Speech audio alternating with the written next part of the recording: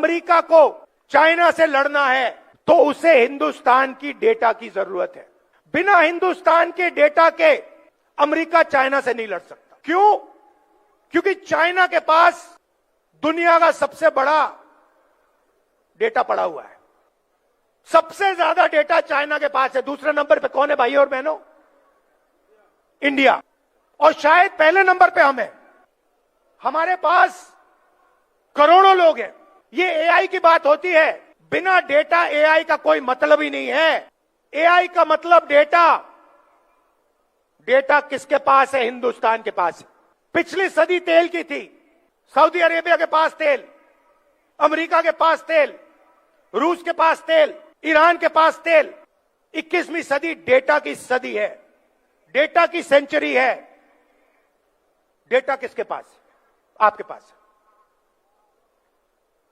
आपके हाथों में है।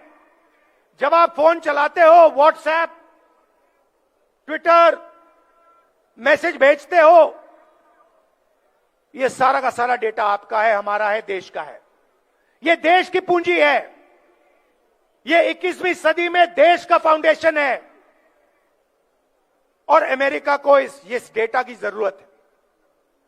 भाई और बहनों, यूएस इंडिया डील में पीछे छोटी सी लाइनों में लिखा है कि हिंदुस्तान का पूरा डेटा नरेंद्र मोदी ने अमेरिका के हवाले कर दिया है। आप समझिए कि हिंदुस्तान का पूरा डेटा नरेंद्र मोदी ने अमेरिका के हवाले कर दिया है।